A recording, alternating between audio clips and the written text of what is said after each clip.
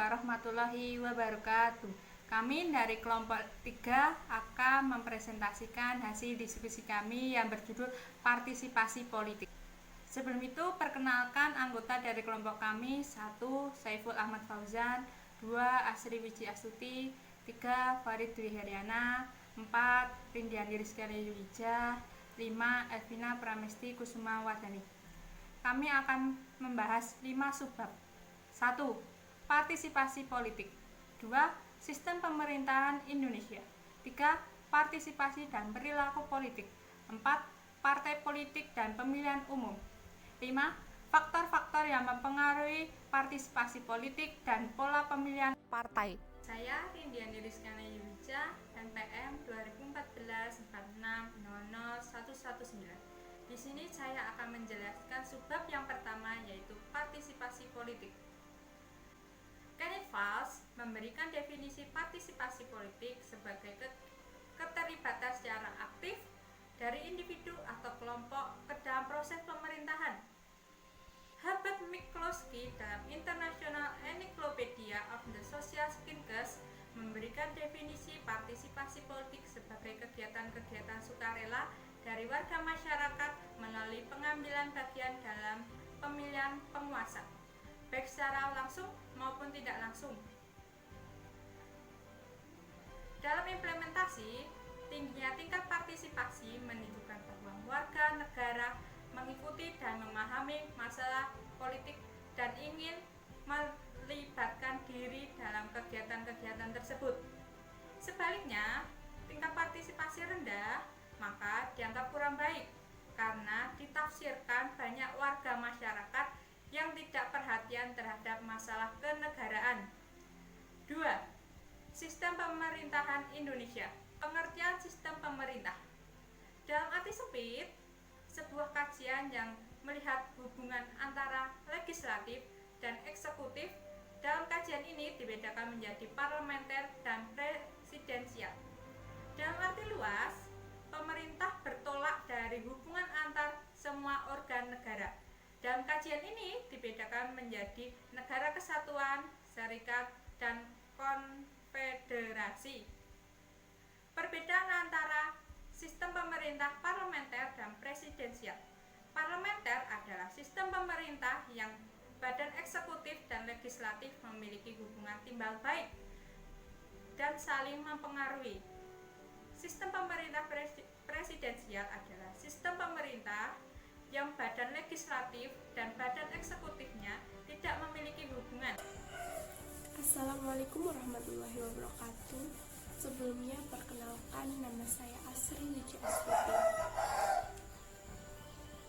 Di sini saya akan melanjutkan penjelasan teman saya sebelumnya pada poin kedua mengenai sistem pemerintahan Indonesia.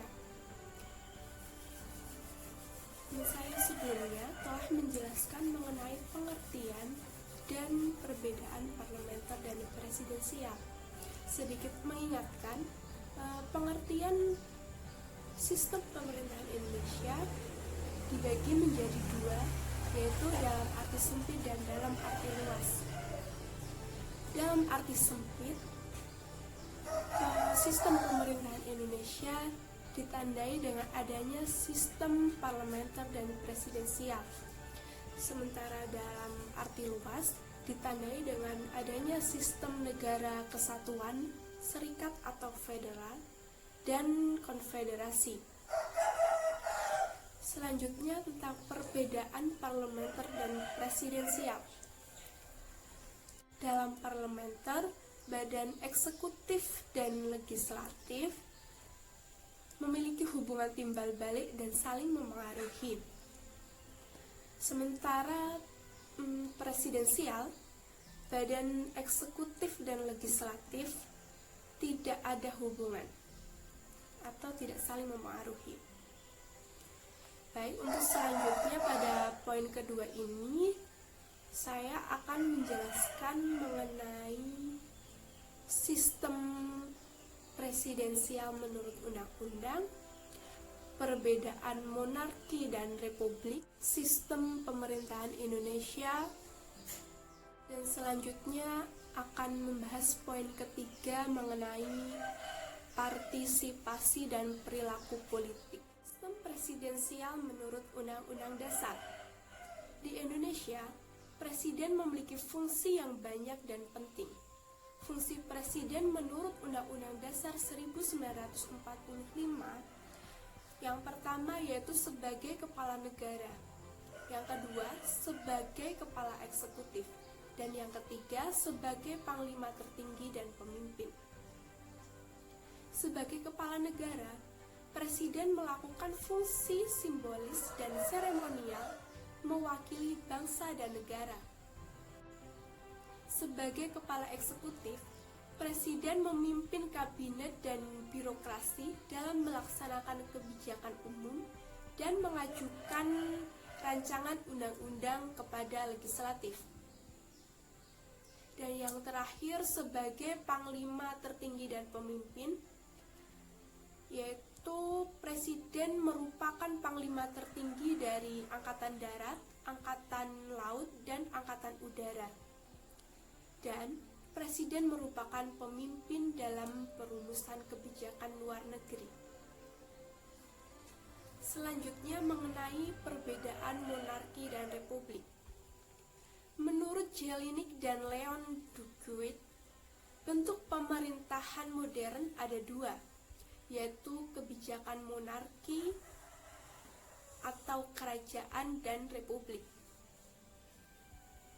Monarki yaitu negara yang dikepalai oleh seorang raja secara turun-temurun dan menjabat seumur hidup. Seperti negara monarki dapat dipimpin oleh kaisar Jepang, Syah Iran, Sultan Brunei Darussalam, atau Emir Kuwait. Sementara republik yaitu negara dengan pemerintahan rakyat yang dikepalai oleh seorang presiden yang dipilih dari rakyat oleh rakyat untuk masa jabatan tertentu. Selanjutnya mengenai sistem pemerintahan Indonesia. NKRI sejak kemerdekaannya memilih sistem politik demokrasi untuk ideologi ketaatannya, yaitu Pancasila. Adapun pelaksanaan sistem pemerintahan Indonesia meliputi 1. Pemerintahan Indonesia periode 18 Agustus 1945 sampai 27 Desember 1949. Yang kedua, sistem pemerintahan Indonesia pada saat Konstitusi RIS, yaitu 27 Desember 1945 sampai 17 Agustus 1950. Yang ketiga, sistem pemerintahan saat demokrasi parlementer, UUD 1950. Yang keempat, demokrasi terpimpin. Yang kelima, pelaksanaan pemerintah dalam pemerintahan Orde Baru. Dan yang keenam atau terakhir, yaitu pelaksanaan sistem pemerintahan pada era reformasi. Yang pertama, sistem pemerintahan Indonesia periode 18 Agustus 1945 sampai 27 Desember 1949. Dalam sistem ini, Undang-Undang Dasar 1945 berperan sebagai dasar hukum, di mana belum dijalankan secara murni dan keseluruhan, karena baru memproklamasikan kemerdekaan dan baru membentuk presiden, wakil presiden, serta menteri dan gubernur. Yang kedua, sistem pemerintahan Indonesia pada saat Konstitusi RIS 27 Desember 1949 sampai 17 Agustus 1950, di mana sejak 27 Desember 1945 sampai 17 Agustus 1950. Dalam sistem ini Indonesia menganut sistem parlementer. Sistem kabinet parlementer ini semu atau kuasi parlementer. Sistem ini dikenal dengan adanya senat. Senat adalah wakil negara bagian yang berjumlah 2 orang. Kemudian yang ketiga yaitu sistem pemerintahan saat demokrasi parlementer, Undang-Undang Dasar Serikat atau UUDS 1950. Dalam sistem ini menggunakan sistem demokrasi parlementer atau demokrasi liberal secara penuh, ditandai dengan adanya partai-partai politik. Yang keempat yaitu demokrasi terpimpin. Sistem ini menjadi alat untuk mengatasi pertentangan parlementer di antara partai-partai politik ketika berlakunya demokrasi liberal dengan memberlakukan kembali Undang-Undang Dasar 1945. Yang kelima, pelaksanaan pemerintah dalam pemerintahan Orde Baru. Dalam sistem ini banyak perekrutan seperti anggota MPR, Ketua Mahkamah Agung, dan sejumlah Hakim Agung, pimpinan BPK dan anggota DPA atau Dewan Pertimbangan Agung. Begitu pula dengan perekrutan di luar lembaga negara atau pemerintah seperti partai politik. Dan yang terakhir, yang keenam adalah pelaksanaan sistem pemerintahan pada era reformasi. Dalam sistem ini merupakan transisi dari sistem politik otoriter ke demokrasi. Selanjutnya saya akan beralih pada poin ketiga mengenai partisipasi dan perilaku politik. Menurut Ramlan Surbakti tahun 1992 pada halaman 140 disebutkan ada 2 variabel penting yang saling mempengaruhi tinggi rendahnya tingkat partisipasi politik seseorang. Yang pertama yaitu aspek kesadaran politik terhadap pemerintah atau sistem politik. Yang kedua yaitu menyangkut bagaimana penilaian dan aspirasi terhadap kebijakan pemerintah dan pelaksanaannya. Hanya itu saja yang dapat saya sampaikan mengenai penjelasan lebih lanjut tentang poin ketiga ini, yaitu partisipasi dan perilaku politik, akan dijelaskan oleh teman saya berikutnya. Sekian dari saya, kurang lebihnya saya mohon maaf.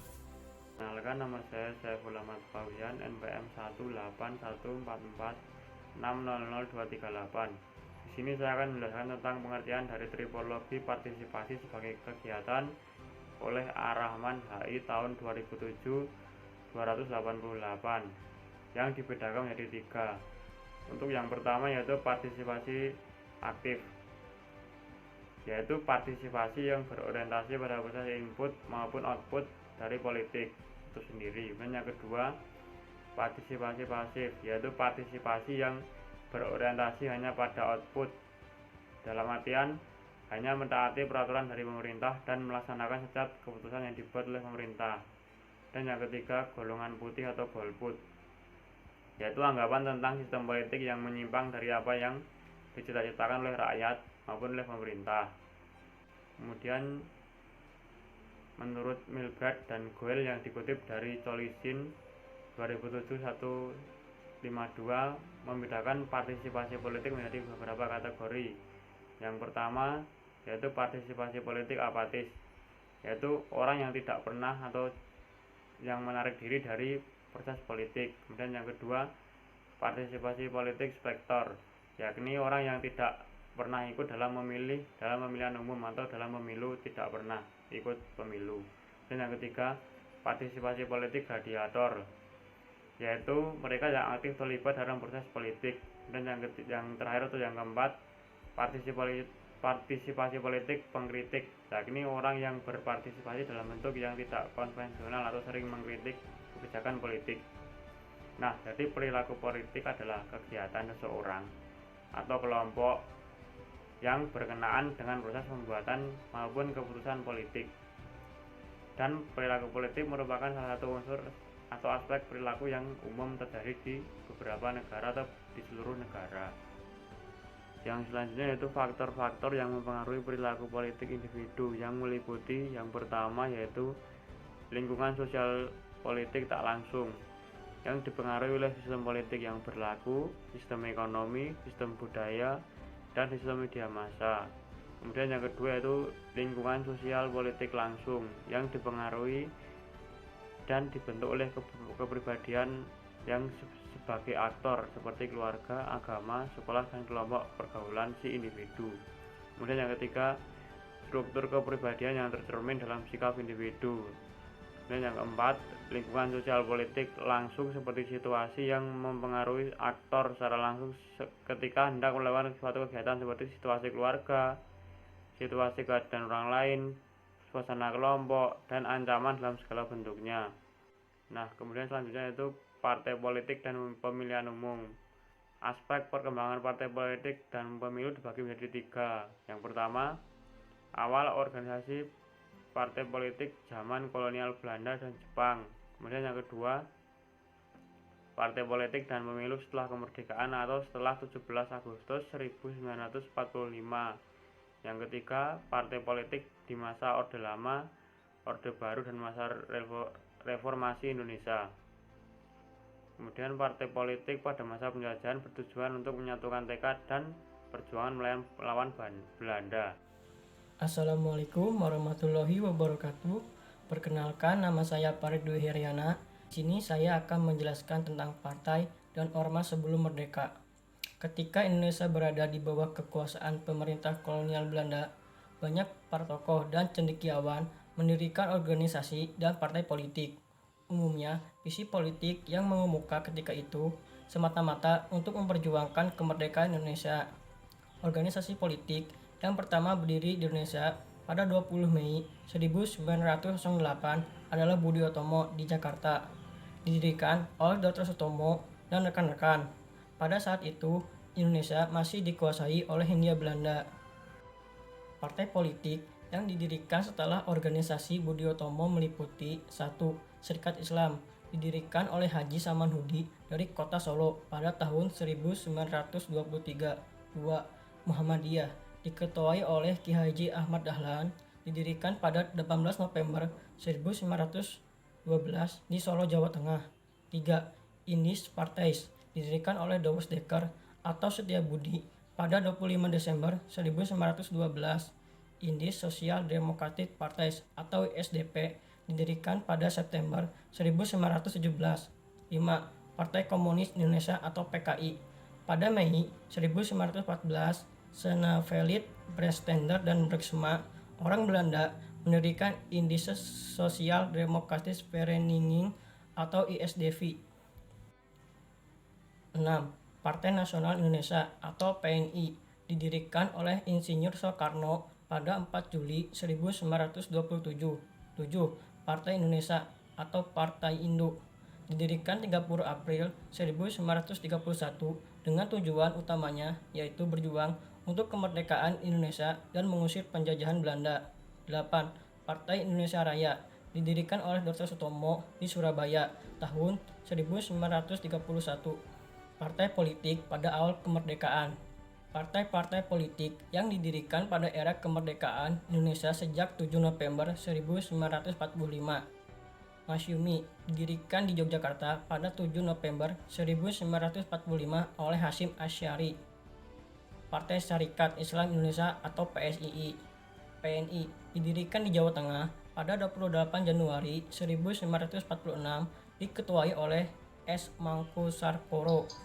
Parindra, didirikan di Solo 25 Desember 1935 dari Persatuan Mantan Yayasan Rukun Tani, Koperasi, Kredit, dan lainnya.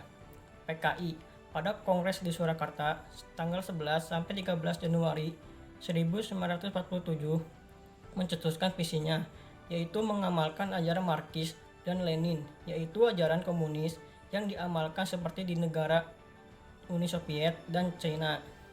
NU. Awal organisasi partai ini bernama Jamiah Nahdlatul Ulama, yang pertama kali ada di Surabaya pada tahun 1926. Pemilu. Setelah Indonesia merdeka sampai awal reformasi, 8 kali dilaksanakan. Sejarah pemilu Indonesia meliputi pemilu tahun 1955. Pemilu diadakan pada Kabinet Burhanuddin Harahap untuk memilih parlemen dan anggota konstituante. Pemilu tahun 1955 diikuti oleh berbagai partai politik. Orde Baru tahun 1971 sampai 1957. Kebijakan Presiden Soeharto yang terpenting dalam sejarah pemilu pada tahun 1971 untuk membentuk parlemen baru. Namun, pemilu tahun 1997 menimbulkan suasana politik menjadi panas. Era reformasi tahun 1999. Setelah Orde Baru tumbang, Orde Reformasi lahir. Pada 22 Mei 1958, Presiden Habibie yang memimpin negara telah mengubah undang-undang era Soeharto, khususnya di bidang politik, pemilu, kedudukan lembaga parlemen, dan Dewan Perwakilan Rakyat Pusat atau daerah pada tanggal 7 Juni 1959. Pemilu telah diadakan diikuti oleh sebanyak 48 buah partai politik, termasuk rezim Orde Baru, yaitu Golkar, PPP, dan PDI. Assalamualaikum warahmatullahi wabarakatuh. Perkenalkan, nama saya Elvina Pramesti Kusumawardani, NPM 201446000293. Di sini saya akan menjelaskan materi tentang faktor-faktor yang mempengaruhi partisipasi politik dan pola pemilihan partai. Faktor-faktor yang mempengaruhi partisipasi politik dan pola pemilihan partai. Menurut Miran Weimer, partisipasi politik dipengaruhi oleh beberapa hal, seperti yang dikutip oleh Mohtar Mas'ud dan Colin McAndrew pada tahun 2011. Yang pertama, yaitu modernisasi. Di segala bidang berimplikasi pada komersialisme pertanian, industrial, meningkatkan urbanisasi dan pengembangan media massa. Yang kedua, perubahan struktur sosial, berakibat terbentuknya kelas menengah dan pekerja baru yang meluas di era industrialisasi dan modernisasi. Yang ketiga, pengaruh kaum intelektual dan meningkatnya komunikasi. Ide-ide baru seperti nasionalisme, liberalisme, membangkitkan tuntutan-tuntutan untuk berpartisipasi dalam pengambilan suara. Yang keempat, muncul konflik di antara para pemimpin politik. Pemimpin politik bersaing memperebutkan kekuasaan untuk mencapai kemenangannya dengan mencari pendukung. Yang terakhir, keterlibatan pemerintah semakin meluas. Meluasnya ruang lingkup aktivis pemerintah merangsang timbulnya tuntutan-tuntutan organisasi dan ikut serta pembuatan keputusan politik. Menurut Miriam Budiarjo, terdapat faktor yang mempengaruhi partisipasi politik. Yang pertama, faktor sosial ekonomi. Yang kedua, faktor politik. Faktor sosial ekonomi meliputi tingkat pendidikan, pekerjaan, ras, jenis kelamin, unsur, status, dan organisasi. Faktor politik yang pertama, komunikasi politik. Sebagai interaksi antara dua pihak yang menerapkan etika. Kedua, kesadaran politik, tanda bahwa masyarakat menaruh perhatian terhadap masalah kenegaraan atau pembangunan. Yang ketiga, pengetahuan masyarakat terhadap proses pengambilan keputusan akan menentukan corak dan arah suatu keputusan yang akan diambil. Yang keempat, kontrol masyarakat terhadap kebijakan politik.